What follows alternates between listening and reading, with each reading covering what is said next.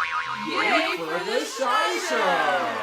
Hi friends, and welcome to the Shai Show. I hope you're having a great week. It's been a while, but we're back and we've missed you. Last week while we were gone, it turns out that Korach started up with Moses about his appointment of his brother as the high priest. And the ground opened up and he fell into a pit never to be seen of again. That didn't really work out well for him.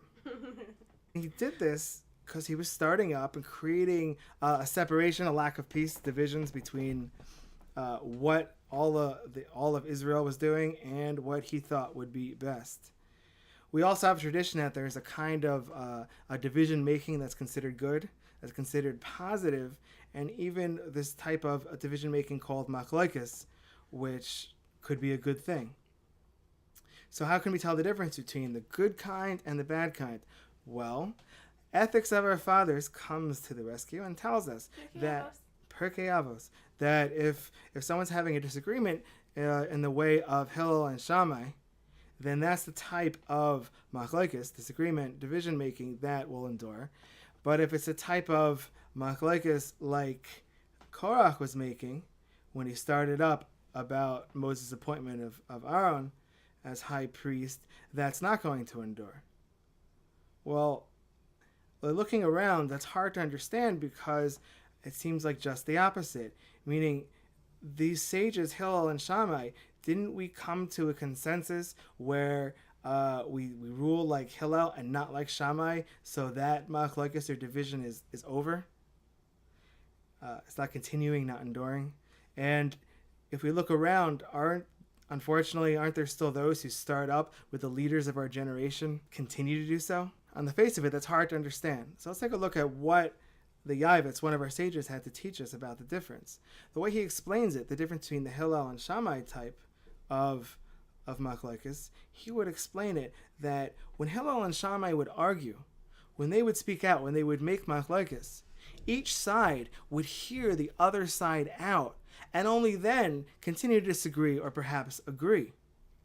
They would listen to each other. They would hear what the other one has to say. Versus when Korah came to speak, he wasn't looking to listen. He wasn't looking to seek the truth or to understand truth. He was looking to get what he wanted without hearing the other side. I just realized that Hillel and Shammai, the fact that they kept listening to each other and they really had to take into account that the other one might be right is really amazing because they always disagreed. And if I always disagreed with someone, it would be so hard to hear them out and think that they could possibly say something that I would agree with, but yet they were open each time to doing that, to agreeing with what the other was saying. It's hard. Well, at least I hear, and at least to listen. At least to listen to what the other one has to say, that if they were still going to continue to disagree, that they took the time to express that point of disagreement, and if they were disagreed with the point of disagreement, they would hear that as well.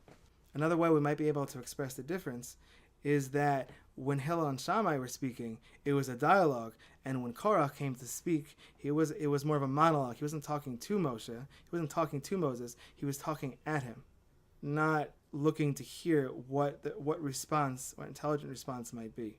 We also know that when our sages learn in the study hall, they're increasing the peace. So you might wonder how is picking up a dusty old volume of whatever it is that needs to be any Talmud that needs to be discussed, how this is increasing the peace.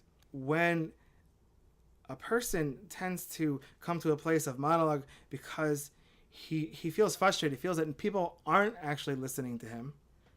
Ironically, he seeks to speak out, even though he feels people aren't listening, that nobody gets him, that people aren't understanding him. And it could lead to yelling, throwing of chairs, or worse. When the sages are discussing whatever matter they speak out, their feelings and their thoughts, it's in a format where they're listening, the other person is heard.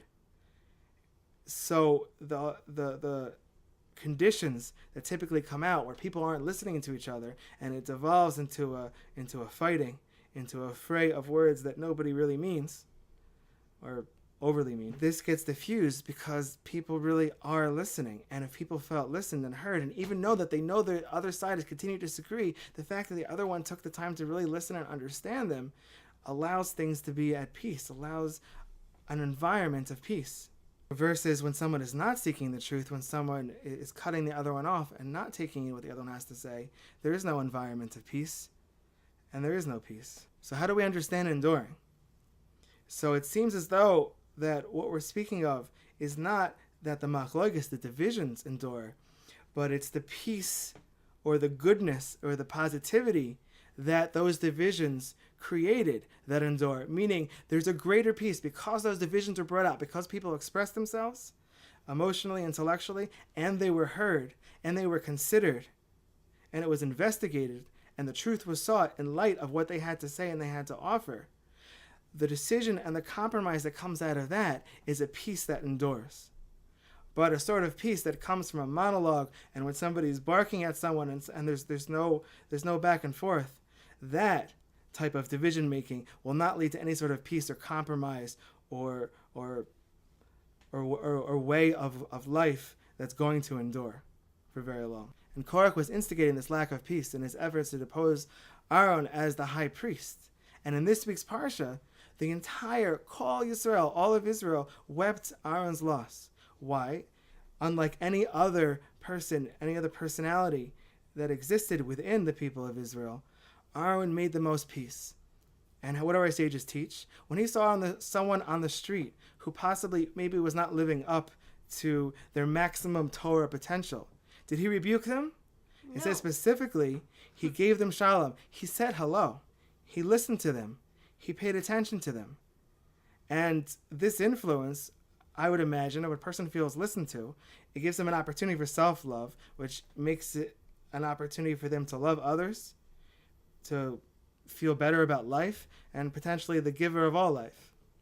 We just celebrated the first of Tammuz, and this month we're coming up to the 17th of Tammuz. It's a fast day called a tzom. A tzom, I don't think the best translation is the word fast, the way we say in English, meaning a lack of food. There happens to be a lack of food, but the word tzom comes from the language of tzimtzum or introspection. A time to look inward, and the not eating is just a cue to help remind us or possibly provide us some additional time in order to reflect. Let us look and possibly introspect towards maybe our own personal lack of listening, hearing the other side out, giving someone shalom, saying hello, meaning what's our plan of action? And I'm saying, if you see someone, to give shalom, to say hello, to listen to them, even just to say the hello, be the first one to say hello. You say, oh, it's just a small thing. The fact that it's sometimes so hard for us to do shows that it's not a small thing, and that it's really a big thing. And it's a type of thing that leads to peace, to listening, to setting up a loving and accepting atmosphere where we listen and we seek to understand. I know it's going to be a great Shabbos. Please remember to enjoy your challah, and maybe the first one in the morning to give shalom to those we see. We love you guys. We'll see you all next week. Bye.